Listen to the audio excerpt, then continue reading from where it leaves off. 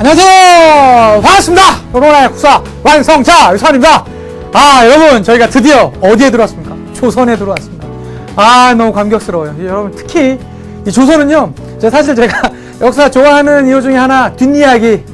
조선 뒷이야기 많아요. 그래서 제가 참 좋아하는 파트예요. 그래서 사실 저는 조선 정치를 참 길게 하고 싶은데 저희가 이제 또 다른 그 파트에 그런 내용도 있고 하다 보니까 한 5강 정도로 준비했습니다. 그래서 조선 그 근대 정치 이제 3강 되겠고요. 이제 조선 전기겠죠. 그 다음에 조선 후기 근대 태동계 정치 2강. 이렇게 해서 총 저희가 5강 정도를 이제 하려 했습니다. 조선. 특히 여러분 제일 중요한 게요. 이 조선의 정치 파트에 대한 개념을 딱 잡아 놓으시면 다른 이제 파트, 뭐 경제 파트나 사회 파트나 문화 파트가 되게 튼튼해져요. 그런데 이 정치 파트에서 헤매버리면 실제로 전체적으로 다 꼬입니다. 그렇기 때문에 이제부터는 정말로 뭐 다른 강의 다 집중해서 잘 들으시겠지만 이 조선 파트는 좀 잘 해주셨으면 좋겠고요. 저도 사실 제가 조선 전문, 제가 뭐 다른 것도 잘 하지만 특히 제가 개인적으로 너무 조선을 좋아해요. 특히 얼마 전에 그 드라마 훈민정음 창제에 대한 놀라운 뒷이야기 뿌리 깊은 나무 2번씩 시청했잖아요. 그래서 너무 좋아요. 조금 이따 제가 그 송중기로 빙의할 겁니다. 조금 이따 기대해 주시고 가도록 하겠습니다. 자, 조선 이제 바로 들어갈게요. 조선 들어가기에 앞서 간단하게 세력에 대해서 한번 정리를 한번 해보자면요.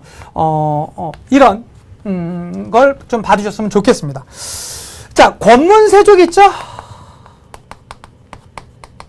권문세족이 있고요. 그 다음에 이제 새롭게 떠오르고 있던 신진 사대부가 있습니다. 이들에 대한 정리부터 간단히 하고 조선이 열리는 전체적인 내용 한번 보도록 하겠습니다. 자, 권문세족은요, 기본적으로 원나라의 지원을 받았었기 때문에 이들은 주로 어떤 농장을 갖고 있었습니까? 대농장을 가지고 있었습니다.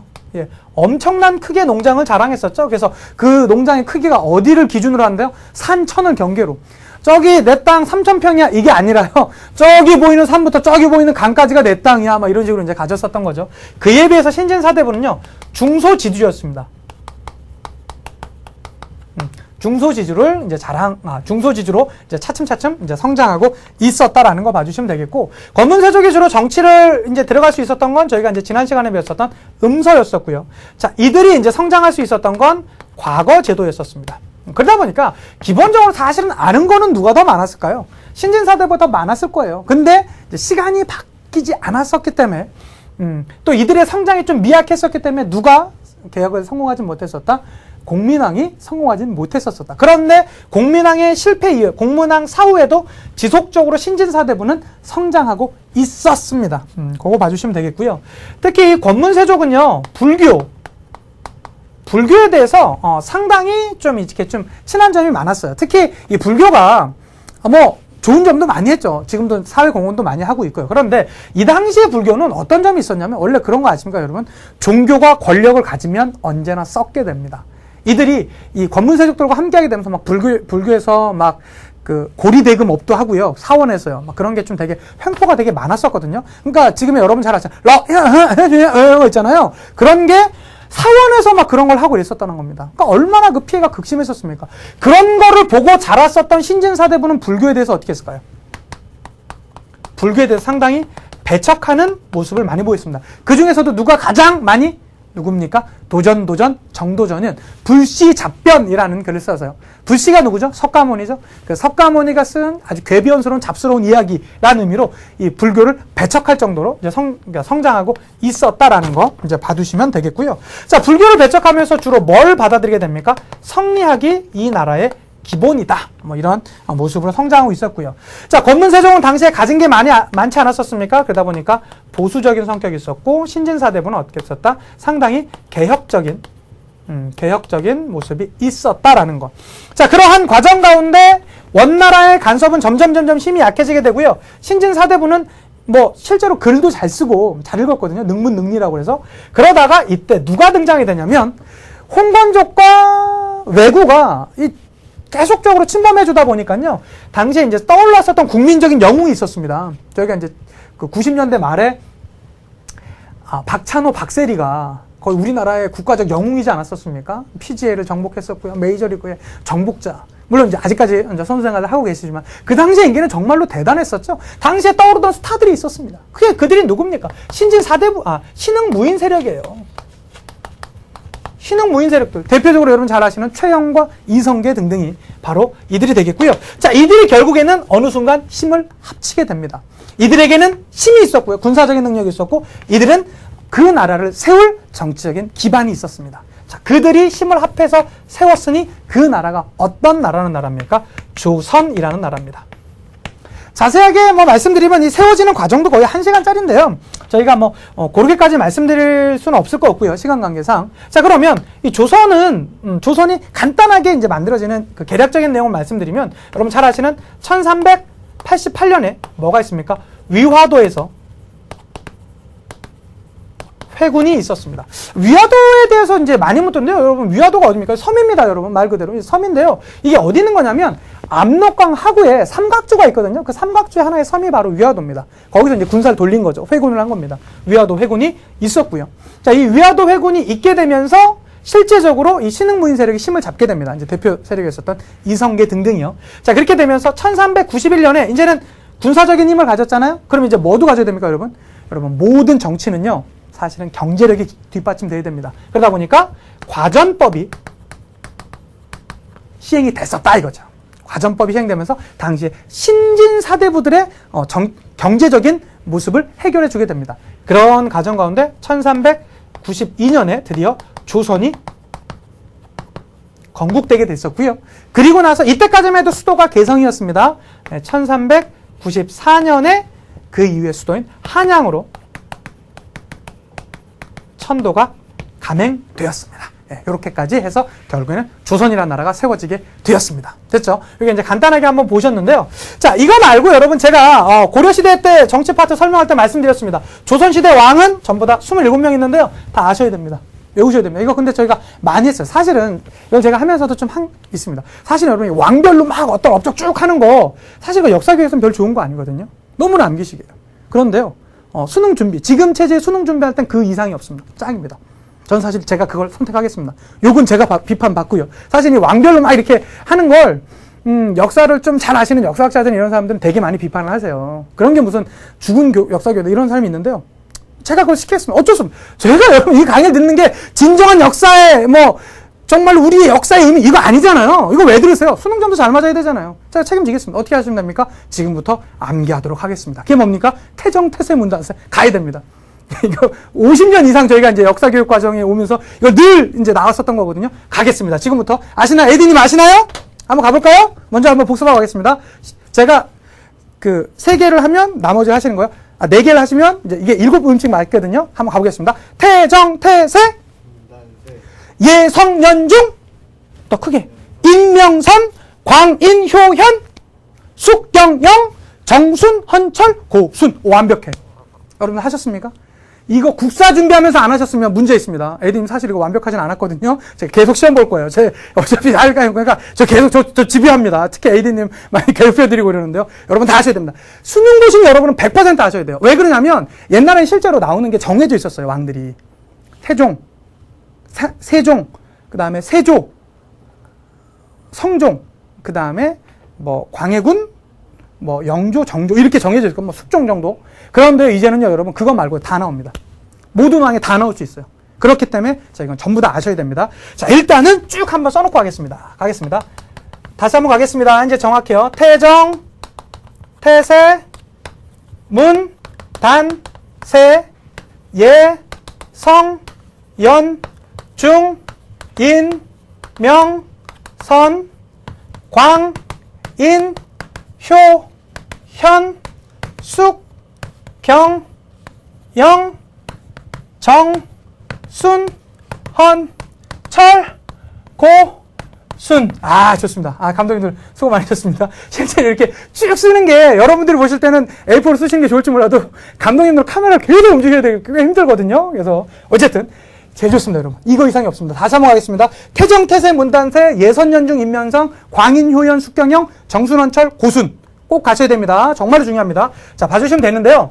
27명대로 왕들이 이렇게 나왔었는데, 사실은, 이제, 다시 한번 가보자면, 요것도 세밀화 시킬 수 있습니다. 일단은, 조선 크게 나누자면 2개로 나눌 수 있거든요. 조선 전기랑 후기가 되어 있는데, 거기에 중심에 서 있는 사람이 바로 이 선조입니다.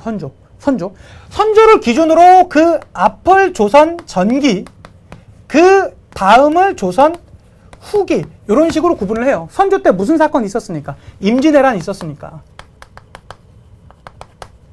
임진왜란이 있었으니까요. 그런데 이렇게만 나누면 저희가 좀 재미가 없거든요. 왜 그러냐면 전후기만 해서는 실제로 문제 풀 수 있는 게 별로 없습니다. 지금부터 제가 해드리는 왕들은 조금 더 기억해도 시대 구분상으로는 제일 중요한 왕들입니다. 제일 먼저가 누구냐면 성종입니다. 성종. 동그라미 일단 쳐주세요. 성종입니다. 자, 성종을 기준으로 해서요, 요 앞에까지를 몇 세기라고 하냐면 15세기라고 합니다. 15세기. 몇 세기요? 15세기가 되겠습니다. 발음 세게 하지 마시고요. 성종 때는 15세기 되겠고요.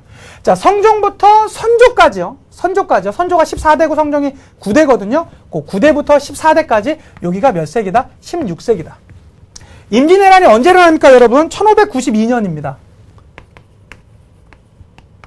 1592년입니다. 요 연도는 알아두시면 좋긴 하지만 그렇게 암기하실 필요는 없습니다. 어쨌든 조선 건국이 1392년이거든요. 정확히 200년 뒤에 1592년이 있었습니다.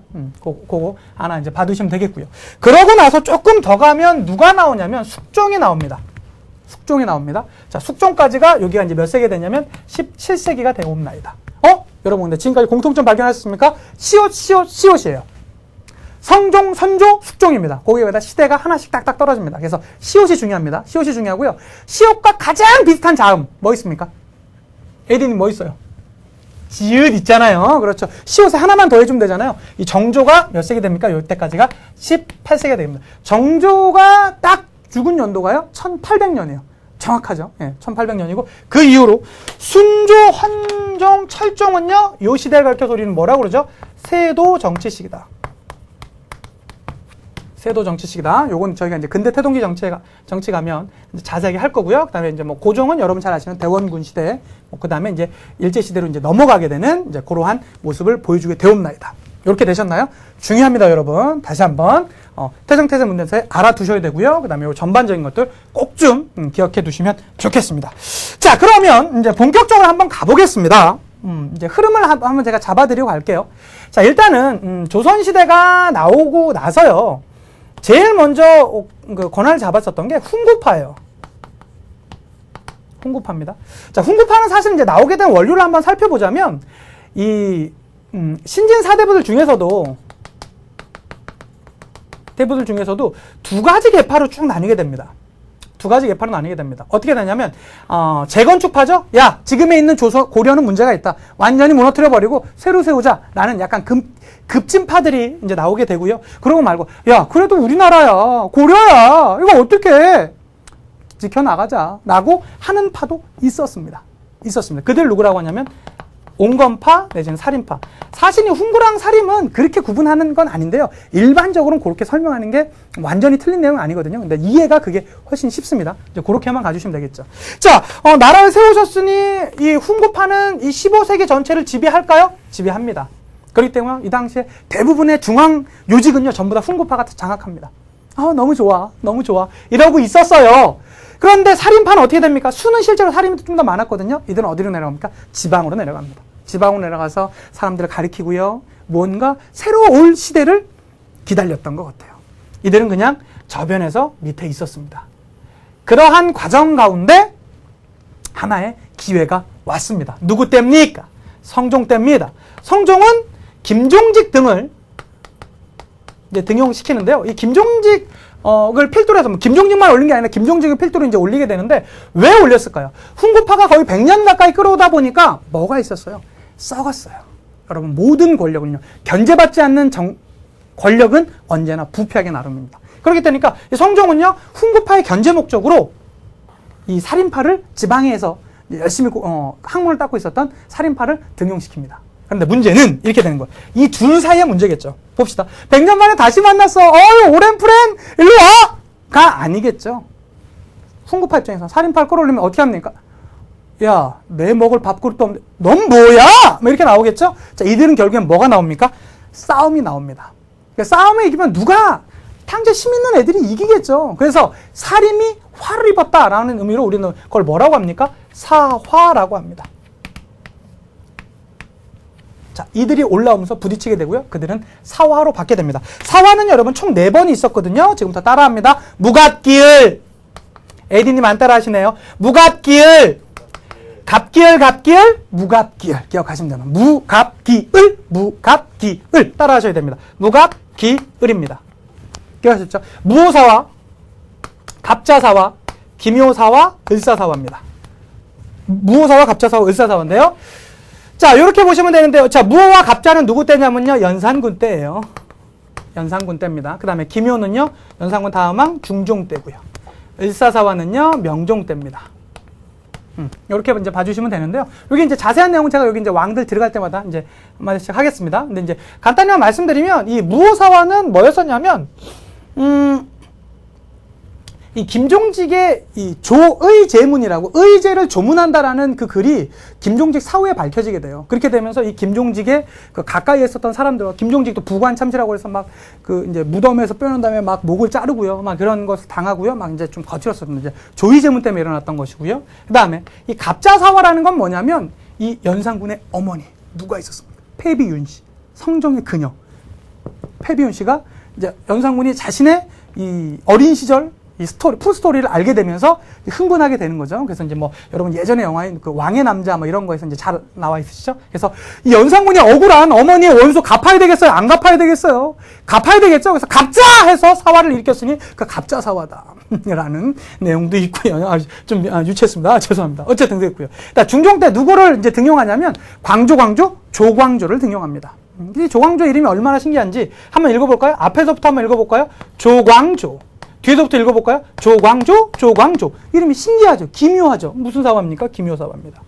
그고요. 그 다음에 이 명종 때는요, 뭐가 있었습니까? 외척들끼리의 다툼이 있었으니 그 다툼을 뭐라고 합니까? 을사사화다. 이렇게 되고요. 결국에는 이들이 그렇게 어려움을 겪었지만 시간이 지나면서 누구 때? 이 선조 때가 오면서 이 시간이 지나게 되면서 어떻게 됩니까? 결국에는 사림이 집권하게 됩니다. 사림이 집권하게 됩니다. 사림 집권하고 끝났을까요? 아니요. 여러분 모든 권력은요. 권력을 잡는 즉시 분열되게 되어 있습니다. 왜요? 자신들의 기득권을 더 지키기 위해서. 이들은 역시 분열하기 시작합니다. 일단은 뭘로요? 동인과 서인으로요. 그러고 나서 이 동인은 다시 나눠지게 되는 거겠죠? 뭐르고요? 북인과요? 남인으로요. 그런데 이 광해군 때 잘 나갔었던 이 계열이 북인 계열이거든요. 근데 광해군이 인조 반정에 의해서 금방 이제 몰락하지 않습니까? 그렇게 되면서 누구와 누구가 서인이 주도하고 남인이 정치적으로 참여하는 아주 건전한 붕당 정치기가 이루어지게 됩니다. 여러분 붕당이란 나쁜 의미가 아닙니다. 왜? 지금의 정당 정치랑 비슷하다고 생각하시면 돼요. 그렇게 생각하시면 됩니다. 그래서 어느 때부터? 이 인조 때부터 숙종 때까지를 우리는 무슨 정치기라고 하냐면 이들 간의 상호 협력과 비판 체제가 이루어졌었던 체제. 이런 걸 뭐라고 하냐면 건전한 붕당이라고 합니다. 건전한 붕당 정치기가 누구 때까지다? 여기에 있는 이 숙종 때까지다. 그러고 나서는 뭐 효종 때 여러분 뭐 있습니까? 기억해 두셔야 될 거. 이건 이제 북벌운동 한참 벌이죠. 북벌운동 뭐 송시열이라든가 송주 누굽니까? 뭐 이완 대장이라든가 그런 사람들로 이제 북벌운동 벌이고요. 그 다음에 선종 때는 뭐 있었습니까? 아시는 예송 논쟁 기억하시나요? 예송 논쟁 여기 들어가서 제가 자세하게 쭉 해서 나가겠습니다. 그 다음에 숙종 때 여러분 뭐 있었어요? 숙종 때 이거 정치적으로 확 변동이 있었지 않습니까? 이게 뭡니까? 환국 이거는 환국이 3번 일어나는데요. 경기갑이라고 일어납니다.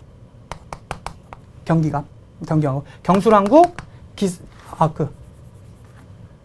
경신왕국, 그 다음에 기사왕국, 갑술왕국. 요렇게 이제 경기갑인데, 여러분, 지금도 그 진보적인 그 정치인 중에 누가 있습니까? 기갑식 있으시죠? 경기갑? 그래서 전 그냥 그게 제가 그렇게 하니까 안 까먹더라고요. 그래서 경기갑, 꼭 좀, 기억해 두셨으면, 좋겠습니다. 됐고요. 자, 그러다가 이 숙종 때 처음으로 시작된 게 이제 사실은 좀 아이러니컬하게도 이 환국이 일어남에도 불구하고요. 탕평 정치를 최초로 시작했었어요. 이게 작년 수능 문제였습니다. 푸는 문제, 키워드였었거든요. 자, 환국 정치가 시작하지만 잘 안 되죠. 그리고 나서 이제 경종은 얼마 안 하고요. 영조, 정조 때 뭐 합니까? 탕평 정치가 이루어지게 되고요. 그러다가 강력한 왕권을 갖고 있었던 정조가 갑자기 무너지게 되면서 어떻게 이제 그 외척들, 몇몇 세도가들에 의해서 우리나라가 좌지우지되는 세도 정치로 변화가 온다라는 거. 시대별로 차이가 있습니다. 다시 한번 정리해드리자면 15세기엔 여러분 어떤 사건들이 있었습니까? 일단은 훈구파가 거의 주도하는 과정 가운데 살인파가 가지고 있었고요. 그러다가 이 성종 이후 성종이 살인파를 등용하게 되면서 이 훈구와 살인이 부딪히게 되죠. 그래서 사화가 이루어지게 됐었다라는 거. 사화, 무갑기열 기억해 두셔야 되겠고요. 그러나 시간이 지나면서 선조 때 되면서 살인은 집권하게 되고요. 그 집권은 역시 분열로 이어지게 됐었다라는 거. 여러분 잘 아시는 그것도 한번 가볼까요? 자, 서인은요 사실은 두 개로 더 나눠지게 되죠. 그래서 머와 머로 강경파인 노론파와 그다음에 그 온건파인 소론파로도 나누어지게 된다라는 거. 요거 제가 조선 정치들을 하면서 자세하게 하겠습니다. 이게 전반적인 흐름이에요. 각 시대별로 좀 약간 성격이 좀 달리하거든요. 그거 좀 명심해 두셨으면 좋겠습니다. 자, 그럼 이제부터 뭐 할 거냐면요. 왕들의 비하인드 스토리와 함께 조선 정치의 한 명 한 명의 업적, 왕들의 업적 하나씩 낱낱이 한번 살펴보도록 하겠습니다. 준비되셨습니까? 좋습니다. 이제 거기 한번 여러분 어깨 한번 돌려주시고요. 본격적으로 한번 들어가 보자고요. 요새 제가 뿌리 깊은 나무가 너무 재밌어서요. 여러분 아마 이거 보실 땐 다 끝나셨을 텐데 특히 2회 초반은요. 제가 역사 저도 계속 꽤 공부했던 사람인데 그걸 보면서 이 상상력이 얼마나 풍부한지 작가분들 제가 정말로 경의를 표합니다.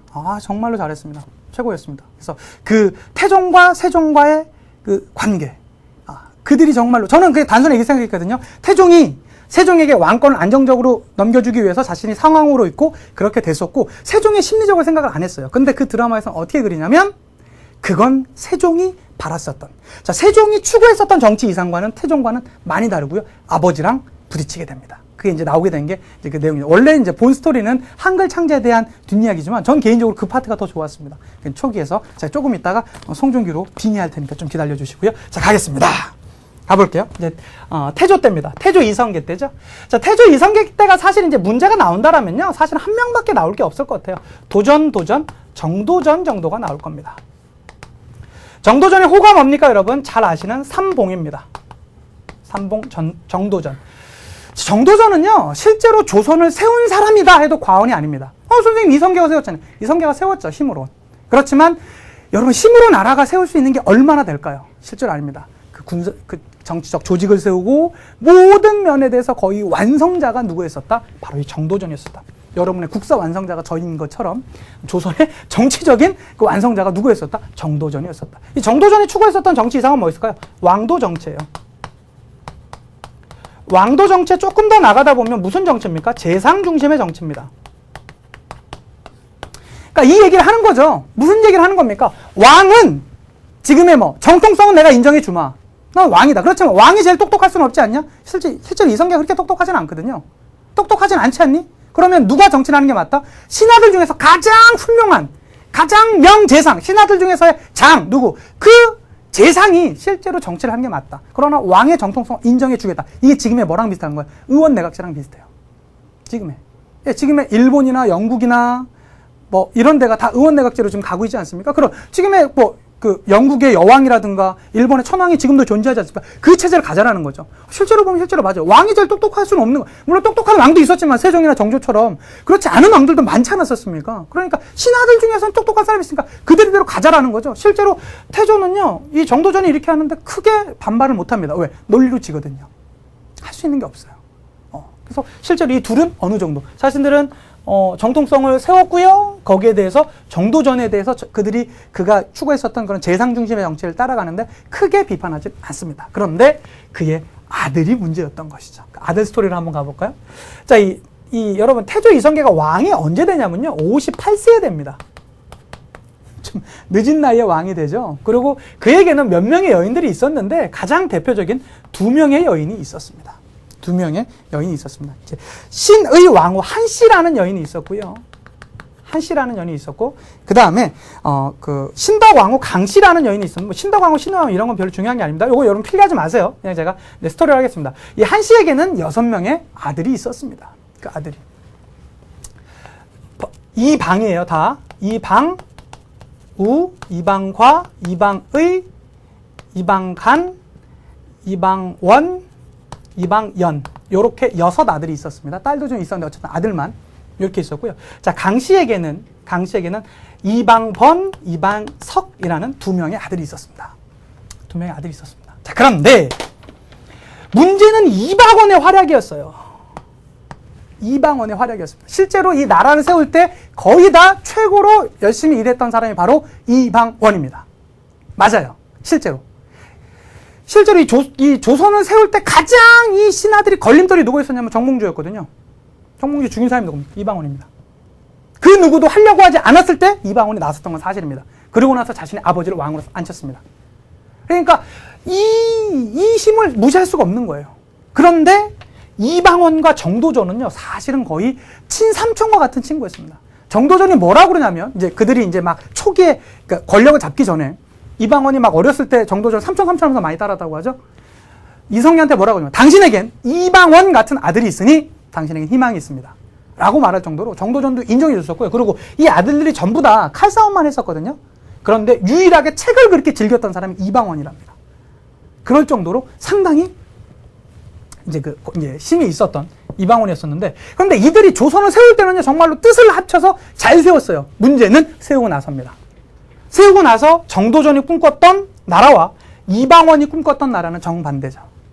정도전은 힘을 위한 통치, 왕에게 모든 힘을 왕에게 집중시키고 왕 혼자 모든 통치력을 갖는 정치를 원했던 데 반해서 정도전은요, 그게 아니었던 것이죠. 이 둘은 나라를 세움과 함께 흩어지게 됩니다. 흩어지게 되는 스토리는 이렇게 돼요. 자, 이 한씨는요, 이 아들들은 이 어머니 한씨에 대한 이 사랑이 너무나 애잔했답니다. 왜 그랬냐면, 이 여인이 죽은 게 언제냐면 1391년에 죽어요. 여러분, 이성계는요, 실제로 집안이 그렇게 좋은 집안은 아니거든요. 봅시다. 그러면 하급, 초급 관료였을 때 한씨는 만난 거 아니에요? 그리고 6 아들을 혼자 다 키웠습니다. 얼마나 고생했을까요? 얼마나 고생했을까요? 정말로 고생했겠죠. 막 얼음을 뿌게 가면서 설거지도 했을 것이고요. 빨래도 했을 것이고요. 그걸 잘 보고 자란 아들들은 얼마나 어머니에 대한 애잔했을 거예요. 그리고 고생 끝에 나라를 세우기 직전 1391년에 돌아가셔요. 그러니까 다 했지만 왕비 소리를 단 한 번도 못 들어보고 돌아가신 거예요. 그리고 나서 이성계가 어느 정도 힘이 있을 때 만났던 게 강씨였습니다. 그럼 강씨는요, 여기 좀 됐겠죠? 그러니까 이성계가 이제 힘이 있을 때 만났을 거 아닙니까? 그러면서 두 아들도 낳았어요. 자, 그런데 문제는 이 강씨의 불안함이 시작됩니다. 왜요? 이방원의 성격을 알거든요. 그리고 이방원이 자신을 어머니로 인정하지 않거든요. 예. 그런데 이 강씨가 그러다 보니까 뭐라고 하냐면, 이 방석이를 세자로 책봉하자고 짜고 정도전과 짜게 됩니다. 그리고 와서 강씨가 이 늦은 나이에 왕이 된 이성계한테 밤마다 가서 얘기를 하는 거예요. 전하, 당신 돌아가시고 나면 저도 그냥 따라 죽을 거예요. 아니, 왜 이래? 말이면서 얘기 들었을 거 아니에요? 그럴 때 뭐가 되는 거예요? 그래도 제 아들 세자 시켜주면 안 돼요? 그래, 안 될 텐데. 그런데 누가 와서, 정도전이 와서 자신은 누구? 이방석이가 아들로 필요하다. 사실은 원래 그전에 방번을 밀다가 방석이로 바뀌게 되거든요. 뭐 그런 내용까지 필요 없고. 어쨌든 하다 보니까 이 둘은 해서요, 실제로 거의 왕이 넘어가게 됩니다. 그렇게 되다 보니까 이게 어떻게 되는 거예요? 이방원 입장에서 어이가 없는 거죠. 이런! 딱. 요게 뭡니까? 1차 왕자의 난입니다. 다 없애버려요. 네, 다 없애버려요. 딱 없애고요. 거기 관련된 사람 다 죽입니다. 이방원이 칼을 뺀 것이죠. 그러고 나서 왕을 자신의 둘째 형이었었던 이방과한테 앉아요. 그가 누굽니까? 정종입니다. 무서웠겠죠, 정종은. 동생한테 반말도 못합니다. 아우님 살려만 주시오. 막 이러고 있어요. 이방원, 형님 괜찮습니다. 하세요. 뭐 그냥 제가 시키는 것만 하시면 됩니다. 아셨죠? 이게 할려입니다. 그런데 이 1차 왕자의 난 때 공을 세웠던 사람이 누구냐면 박포라는 사람이 있었어요. 박포입니다. 박포. 저희 동네 이제 박포 삼겹살이 참 맛있는데 어쨌든 관련 없는 사람이거든요. 어쨌든 박포라는 사람이 있었는데, 박포가 이 1차 왕자의 난 때 이방원을 도와줬었거든요. 그런데 이 박포가요, 1차 왕자의 난 끝나고 이렇게 약간 이제 공을 나눠주잖아요. 논공 행사에서 밀리게 돼요. 열받는 거예요. 그래가지고 이 바로 위형이었던 방간이 형을 꼬십니다. 그래가지고, 형님, 실제로 형님이 방원 형님보다 못한 게 뭐 있어요? 솔직히 저만 도와주면 할 수 있어요. 어때요? 콜? 이러면서, 그래, 나 못한, 콜 힘내세요! 말 하다가 둘이 같이 해서 걸려요. 이게 2차 왕자의 난이야. 2차 왕자의 난 또 역시 박살납니다. 그 주변이 전부 다 박살납니다. 근데 실제로 이 방간이를 죽이자라고 상소가 끝없이 올라오나 이방원은 그거는 참습니다. 선생님 동생들은 죽였잖아요. 예, 배다른 동생이죠. 그러나 같은 배에서 태어난 아들, 이 형제에 대해서는 나는 죽일 수는 없다. 그래갖고 그냥 귀양 보내는 선에서, 그리고 이제 평생 안 보죠. 변호에서 이제 끊습니다. 그리고 나서는 자신이 어떻게 됩니까? 왕이 되는 거죠. 2차 왕제는. 다음에 그가 누굽니까? 조선 태종입니다. 실제로 여러분, 저는요 이렇게 봅니다. 나라에서 제일 훌륭한 임금이 누구였냐? 세종이라고 생각합니다. 저도 동의합니다. 그리고 가장 아쉬운 왕은 누구였었냐? 전 정조였다고 생각해요. 정조 조금 더 있으면 정말 우리나라 많이 바뀌었을 거예요. 그런데 조선을 가장 기틀을 잘 닦은 밑베이스에 누가 있냐? 태종이 있다라고 유감 없이 말씀드릴 수 있을 것 같아요. 태종이 없었으면 실제로 세종 같은 태평성대는 이루어지기 어려웠을 것입니다. 그러나 이 태종인 이 태종과 세종의 이야기를 듣는다라면 우리는 좀 얘기를 달리하게 돼요. 일단은 태종의 그 업적을 좀 쓴 다음에 가도록 하겠습니다. 자, 태종은요 기본적으로 강력한 왕권을 원했어요. 그래서 뭘 추구하냐면 육조 직계제를 가져갑니다. 이 육조 직계제는 건 뭐죠?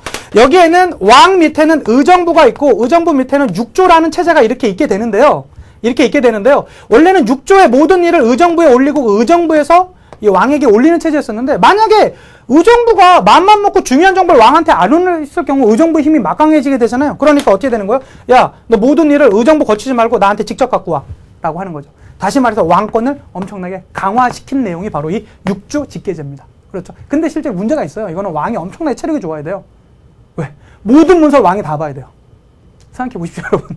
왕이 얼마나 힘들었겠습니까? 태종이 체력도 그렇게 좋았대요. 예, 그래서 끝까지 그런 육조 직계제, 그러니까 왕권을 강화시켰었던 모습이 있었고요. 그 다음에 사병도 다 없애버려요. 사병을 전부 다 없앱니다. 사병 혁파를 가져가기도 했었고요. 그 다음에 또 하나 사간원을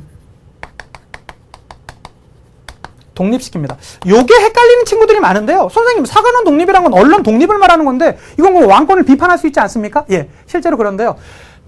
왕권이 그 이상이 갔을 경우 왕은 쉽게 비판하지 못합니다. 그럼 누구는 마음대로 비판할 수 있을까요? 사간원을. 그러니까 왕이 언론을 통제만 할 수 있다면 그 언론은 오히려 왕한테 더 좋은 것이죠.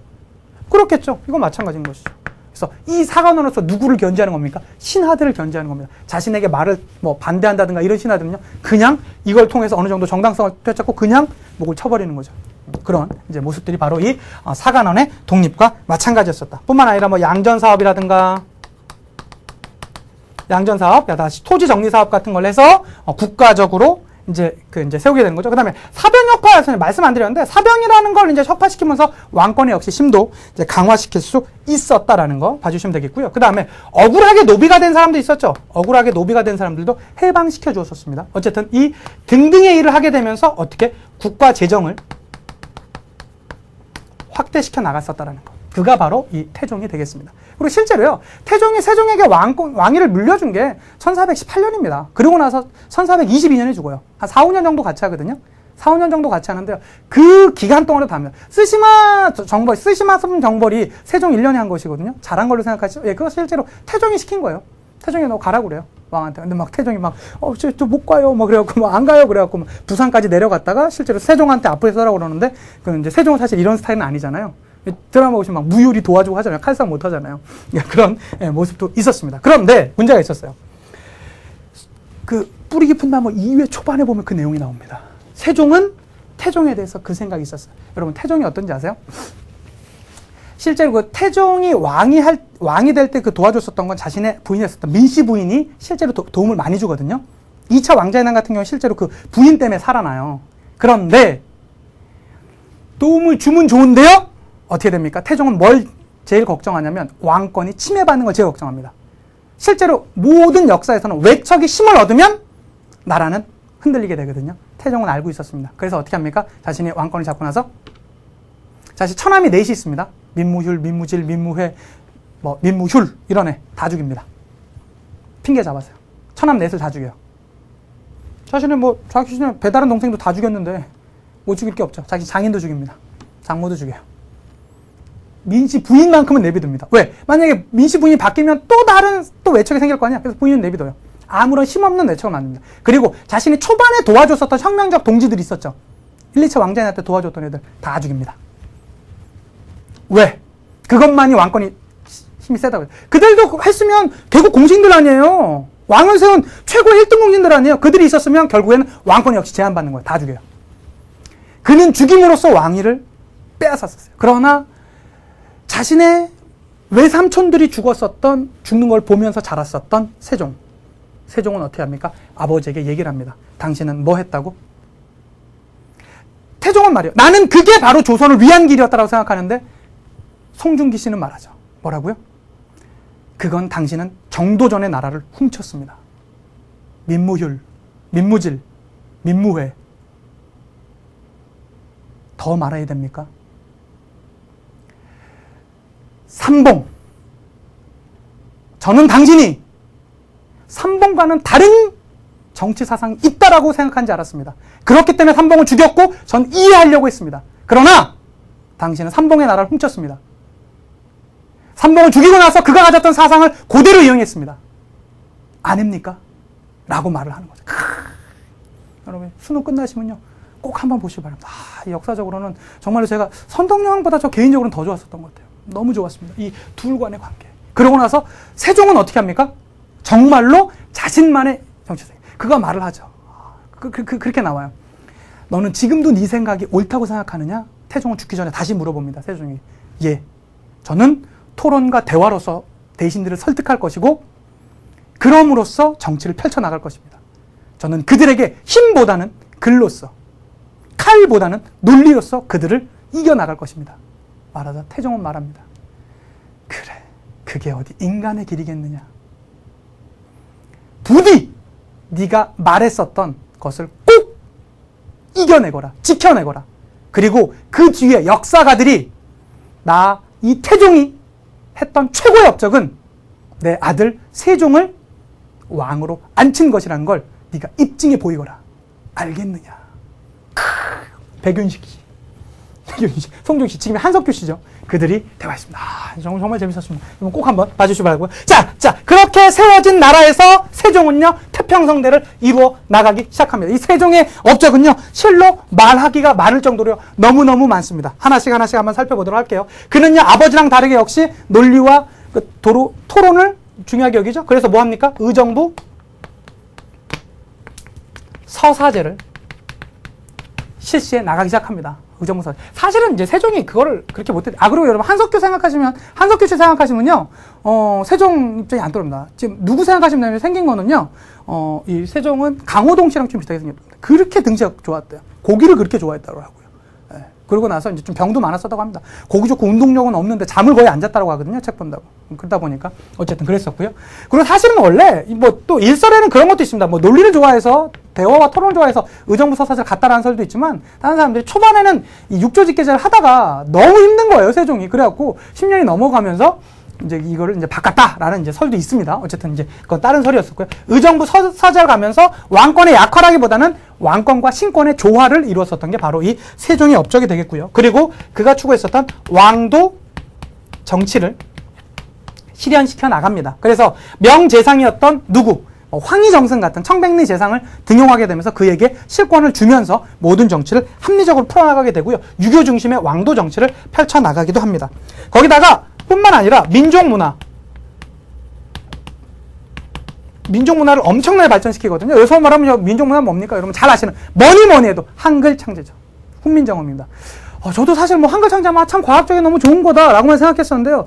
제가 드라마 쭉 보면서 한 두세 번씩 제가 반복해서 보면서 느꼈던 것 중에 하나는 이 하나가가 얼마나 기득권 싸움으로 치열했었던가 생각했습니다. 한글이라는 건 문자를 읽고 쓸 수 있다라는 건 당시에 살인들로서, 당시의 유학자들로서 최고의 기득권이었습니다. 그래야지 그들이 사람들을 지배할 수 있었고 그러한 지배 이데올로기가 결국에는 그들의 기득권을 지켜주는 체제였었는데 그걸 깨려고 했었던 거 아닙니까? 그러니까 그들이 절벽에서 떨어지고 그렇게 저항을 했었던 거잖아요. 그러니까 무언가 하나가 이렇게 세상이 바뀐다라는 건 결국엔 모든 게 다 기득권과의 싸움이구나. 제가 다시 한번 역사 공부를 다시 한번 했었습니다. 어쨌든 민족문화를 발전, 한글 창제했었고 그것만 있습니까? 장영실 등을 기용하면서 뭐 치국이, 그 다음에 뭐 앙불구 뭐 이런 것들 많이 이제 했었었죠. 요거 제가 문화 파트 가서 더 자세하게 할 겁니다. 뿐만 아니라 영토 문제도 건드립니다.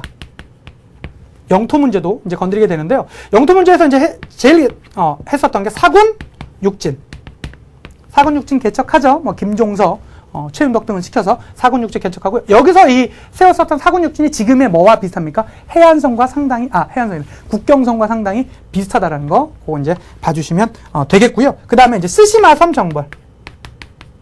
스시마, 요거 이제 일본 쪽에 스시마 섬을 이제 정벌했던 게 이제 세종 1년 때 이야기였었다라는 거 봐주시면 되겠고요. 그 다음에 저서 있습니다, 여러분이. 저서는 제가 이게 수능 특강 가서 이제 뭐 사실 저서는 초반보다는 여러분 수능 전에 하시는 게 제일 중요해요. 책이 너무 많거든요. 그런데 실제로 여러분 책은요 수능 문제 나옵니다. 꼭 나옵니다. 그런데 나오면 어려워요. 이거는 계속 반복해서 보시고 또 마지막에 수능 한두 달 남기시고 쭉 다시 한번 정리해 드리는 게 제일 좋습니다. 왜 그러냐면 금방 까먹어요. 금방 까먹습니다. 그러니까 반복하시고 또 하시고 한번 읽어 놓으신 다음에 시험 볼 때마다 저희 뭐 이제 3월 시험도 볼 것이고 6월 뭐 9월 이렇게 이제 모평들 보고 그러잖아요. 예, 그렇게 하시면서 그 전날 전전날 한번 쓱 보고 들어가시는 게 제일 중요합니다. 한 번 한 다음에 한 달 안 보면 거의 있습니다. 예, 꼭 좀 기억해 두시면 되겠고요. 뭐 저서로는 뭐 있습니까? 뭐 삼강행실 또도 있고요. 그 다음에 뭐 많은 것들 뭐 정관보나 농사직설 같은 건 실제로 그 우리나라 농토 현실에 맞게 이제 많이 발전시켰었던 그런 내용들도 있고요. 그 다음에 고려사라는 고려 역사를 다시 한번 기전체적 서술 양식으로 다시 한번 정리했었다라는 게 누구 때입니까? 세종 때죠. 기억하시겠죠, 여러분? 제가 이거 다 쓰지 않겠습니다. 시간 관계상. 여러분 갖고 계신 그 강의 노트 제일 뒤에 보시면 제 필기 노트 저희 우리 동아고등학교 올해 이제 대박날 수능 박소담 학생이 정리해준 노트 있으시죠? 그거 보시면서 같이 따라오시는 게 더 편합니다. 그래서 이제 세종 때는 이렇게 지나가게 되고요. 그러고 나서 왕위를 물려주게 되는 사실 이 문종이요. 왕을 딱 2년을 해요. 2년을 하는데 이 문종이 신기를 갖고 있습니다. 세자로 책봉된 지가 얼마 만에 왕으로 올라갔냐면 30년 만에 올라가요. 너무 오래 있어. 또 세자를 너무 빨리 책봉도 했어요. 그러다 보는데 이제 왕이 좀 약했다고 하니까 왕이 되자마자 어떻게 됩니까? 죽게 되고요. 자신의 아들이었었던 단종에게 왕위를 바로 넘겨주게 됩니다. 그가 몇 살에 왕이 오르냐면 12살에 왕이 오라요. 그런데 또 작년 드라마 뭐 있습니까? 여러분 공주의 남자. 바로 또 요 장면이잖아요. 김영철 씨 또 나왔잖아. 여기 나왔잖아요. 이 공주의 남자를 보면 일단은 뭐 사실 세조가 나쁜 놈이죠. 나쁜 놈입니다. 자기 조카 죽이고요. 또 관련된 자기 안평대원 같은 친동생도 죽여버리잖아요. 그러나 이렇게도 볼 수 있어요. 이 단종 때가 되면서 다른 세력들이 이 신하의 권력들이 너무 세지게 되거든요. 12살짜리 왕이 뭘 알겠어요. 그러다 보니까 그 세종 때부터 힘이 있었었던 뭐 김종서라든가 황보인 등이 상당히 그 모든 권력을 가져가게 돼요. 그러니까 세조 입장에서는 그거를 못 봤었던 것이죠. 그래서 하지 마라. 라고는 뭘 사실 그건 모르겠습니다. 제가 진짜 무슨 의미였었는지 모르겠어요. 정확히는. 그러나 사실 세조 입장에서도 말할 수 있었던 거예요. 아니 이 나라가 왕에 의해서 이루어져야 되는 건데 넌 사실 그러니까 성격이 누구랑 거의 똑같습니까? 태종이랑 똑같아요. 어떻게 신하들이 너네가 다 하냐? 나는 그거 못 본다. 그래서 어떻게 합니까? 그가 왕위를 찬탈합니다. 그게 뭐죠? 계유정난입니다. 계유정난 일으키게 되면서 어떻게? 이제 단종은 영월로 보내버리고요. 관련된 신하들, 뭐 김종서 등등을 전부 다 제거하게 되면서 자신이 이제 왕위에 오르게 됐었던 것이죠. 그러니까 너무 비슷해. 거의 판박이에요. 태종의 판박이야 세조인데요. 세조 역시 여러분 한계요? 많습니다. 한계 많습니다. 세조에서 왕위가 되는 과정은 안 좋았지만 그렇습니다. 근데 저는 그렇게 봐요. 태종과 세조가 얼마나 개인적으로 불쌍한 사람인가. 전 여러분도 저도 사실 그렇고요. 여러분도 마찬가지입니다. 저희가 여러분 공부 왜 하시죠? 지금 하나 묻겠습니다. 행복하려고 사실 공부하는 겁니다, 여러분. 그래요. 저희가 뭐 힘을 얻으려고, 왜 힘을 얻으려고, 그게 행복인지 알려니까 하는 거예요. 이 사람들은요, 적어도 왕위에 도움을 주긴 했지만 행복하지 못했을 것 같아요. 자기 자식들, 친척들 다 죽입니다. 관련된. 그러니까 자기를 벌벌 떨면서 보길만 원했어요. 저는 여러분들도 그러진 않았어요. 저희가 무작정 공부하는 거, 이게 되게 가장 문제입니다. 여러분이 왜 공부해야 되는지 의미를 깨닫고 그게 행복하는 자체로 이렇게 나갈 때 저희가 행복할 수 있는 거거든요. 여러분 절대 그런 거 잊지 마시고요. 정말로 우리가 그냥 무작정 공부해서 그냥 대학만 잘 가면 돼. 아닙니다, 여러분. 대학 가서 얼마나 많이 방황하는지 아세요? 왜 대학생들이 자살하고 그러겠습니까? 그러지 마십시다. 그래서 왜 내가 공부를 해야 되고 이걸로써 내가 어떠한 삶을 살아갈 것인지 한번쯤 고민해보면서 하면 훨씬 더 공부도 잘 될 수 있을 것 같아요. 자, 다시 한번 말씀드렸고요. 자, 세조의 업적 한번 가보도록 하겠습니다. 특히 이제 세조는 한명회라는 이제 모사꾼이 있었죠. 이제 그가 이제 정치를 이제 이용해 가면서 이제 많은 일들을 해나가는데요. 이제 세조의 업적들 한번 보도록 하겠습니다. 일단은 세조는 다시 한번 왕권을 강화시키기 위해서요. 육조 직계제를요 다시 가져갑니다. 그래서 왕으로서 모든 권력을 집중시키는 이제 세조가 되겠고요. 자, 자, 그리고 나서, 이 세종에서 썼던 집현전 없애버리겠죠. 또 경연. 왕이 같이 토론하는 거 아닙니까? 아, 토론할 게 뭐 있어요? 폭군 뭐 이런 걸 자기가 어떻게 하겠어요? 자기 조카 죽이고 왕이 됐는데 경연 같은 거 말 듣는 거 싫은 거예요. 모든 정신을 나 힘으로 다 해버리겠다. 그런 이제 모습들도 보였었고요. 그 다음에 경국대전을요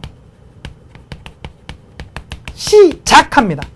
경국대전 시작합니다. 경국대전이 총 6개로 되어 있거든요. 2호 예병 형전이에요. 그러니까 그게 다 뭐 이전, 예전 이런 식으로 나오는데요. 이때 호전과 형전은 세조 때 완성이 됩니다. 그러고 나서 성종 때 나머지가 완성이 돼요. 근데 여러분 이거 제가 작년 강의 한번 제 거 보십시오. 제가 이거 다 말씀드렸고요. 제 강의 노트에 들어가 있거든요. 여러분 이게 어디 나왔는지 아세요? 작년 6월 모평에 이걸로 나왔잖아요. 호전과 형전 찾았으면 세조 찾아야 되고 세조에 대한 업적 물어봤거든요. 그거 꽤 어려운 문제였거든요. 제 강의 들은 친구 다 맞췄죠. 그래서 그런 거 저도 나오고 참 신기했습니다. 어쨌든 요거까지 한번 이제 봐주시면 되겠고요. 그 다음에 경제적인 파트로는 직전법, 그 다음에 군사적인 체제로 보법체제라든가 진관체제. 요건 제가 이제 여기 그 중앙 그 집권체제 그거 할 때 다시 한번 하겠습니다. 진관체제라든가 이런 게 다 누구 때? 세조 때. 실제로 그래서 이 세조 때 국가적인 초기 단계의 틀을 대부분 다 이제 만들어 놓은 것도 저도 인정합니다. 그래서 그가 상당히 잘했었고요. 그러고 나서 이제 왕위가 넘어간 게 예종인데요. 예종도 왕을 2년밖에 못해요.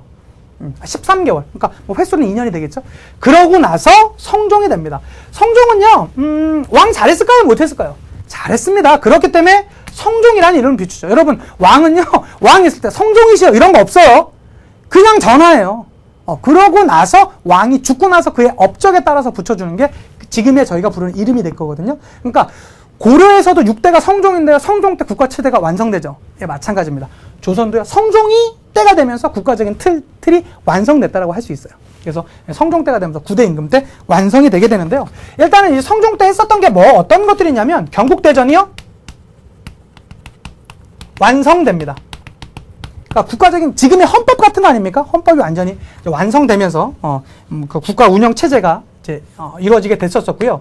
자, 그러고 나서 홍문관을 설치해요. 선생님, 그러면 선생님이 그때 말씀하셨던 사헌부와 사관원을 가리켜서 이사라고 하셨었는데 이 앞에까지는 다 이사였겠네요. 맞죠? 성종 때 홍문관이 나오면서 이게 실제로 저희가 아는 3사 체제가 성종 때부터 완성이 됐던 겁니다. 기억해 두시면 되겠고요. 홍문관도 만들고요. 그 다음에 경연을 확대시킵니다. 확대시켜서 신하들의 말을 들으려고 상당히 많이 노력도 하셨고요. 그 다음에 관수관급제라고, 이건 경제 파트 가서 자세히 할 텐데요. 직접법 체제에서 관이 직접 거둬서 관이 직접 지급한다라는 관리들의 월급을 과전법 체제 내에서 직전법으로 바꿨던 게 세조라고 그랬죠. 그 체제 내에서도 이제는 국가가 직접 거두어서 신하들에게 국가가 직접 지급하는 관수관급제로 갔었다라는 거 하나 더 봐주시면 되겠고요. 그 다음에 이제 뭐 사림 등용 했었던 건 제가 이제 틀 내에서 말씀드렸었고, 저서, 이 성종 때 많이 나왔던 게 저서입니다. 작년 6월에도 이 성종 저서가 나왔었습니다, 여러분. 그래서 뭐 동국통감이나 국주 오래의 동국여지 승남 이런 게 다 성종 때 있었다라는 거 봐주시면 되겠고요. 자, 근데 이 성종은요, 뒷이야기를 제가 조금만 더 해드리면 누가 있었습니까? 여인들이 있었습니다. 여인들이. 특히 이제 성종은 부인이 12이었고요. 아들이 16명, 딸이 12이었습니다. 그리고 이제 13살 때 이제 왕이 됐었었는데, 근데 이제 뭐 부인이 12인 걸 떠나서 이 성종이 약간 프레보이예요. 그러니까 왕인데 좀 이상해. 뭐 밤에 나가가지고 그냥 이렇게 뭐 청바지 같은 거는 안 입었겠지만 그냥 이렇게 그 평복 차림으로 나가서요. 당시에 좀 이제 약간 유명하다는 여인들은요, 밤마다 이 당시에 이제 여인이 뭐 어우동 이런 사람이 이제 여인이거든요. 나가서 아마 사료는 없지만 제 생각엔 만났을 것 같아요. 성종 성격에. 예, 그렇게 하는데 실제로 이 성종과 부인 관계였었던 패비윤씨가요, 성종보다 12살이 많대요. 그러니까 약간 이모뻘이지. 그러니까 성종이 좀 좋아했겠습니까? 사실 어렸을 때는 성종이 너무 어린 나이에 왕이 됐기 때문에 몰라서 막 그냥 이제 뭐 부인이라고 하니까 이제 했을 때지만 좀 시간이 지나면서 이제 별로 안 하고 그랬었대요. 근데 맨날 막 밤에 몰래 나가서 막 여인들 만나고 하니까 부인 입장에서 얼마나 짜증 났겠어요. 그래갖고 아니 전화 뭐 하시는 거예요? 근데 미안 허이. 네, 뭐 그렇게 됐네. 몰라 하는 과정인데 몰라 하면서 어떻게 됩니까? 얼굴을 긁리게 됩니다. 여러분 임금 얼굴 뭐라고 합니까? 용환이라고 하죠. 용환에 상처가 났습니다. 이건 대단한 거예요. 사실은 아무리 뭐 패비윤씨의 성격이 어땠는지 실제로는 뭐 누구도 다 모르겠지만 그가 아무리 거칠어봤자 그래봤자 궁안의 왕비 아닙니까? 뭐 가서 이러진 않았겠죠. 근데 어쨌든 얼굴이 상처 나면서 당시에 패비온 씨에게 안 좋게 생각했었던 사람들이요, 융단 폭격을 가합니다. 그래서 결국엔 패비온 씨가 사약을 먹고 죽게 되는 거죠. 근데 문제는 그의 아들이 있었으니 그의 아들이 세자였습니다. 그가 누굽니까? 연산군입니다. 연산군입니다. 연산군은요, 일단은 한 거는 몇 개 없습니다. 혹시 흥청망청 이런 거 아세요?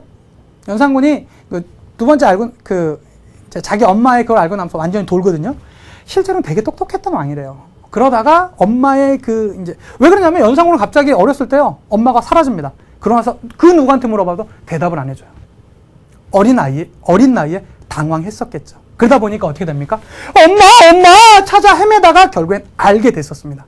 그렇게 되면서 어떻게 돼요? 엄마의 원수를 갚자라고 해서 당시에 관련 있던 사람 다 죽여버려요. 그래서 연산군 때 갑자기 뭐가 일어났다고 했습니까? 사화가 일어났다고 했었죠? 자, 사화는 총 2개가 있습니다. 여러분, 어떤 사화 있습니까? 일단은요, 무갑길이라고 했었죠? 무사화가 있었고요. 그 다음에 갑자사화가 있었습니다.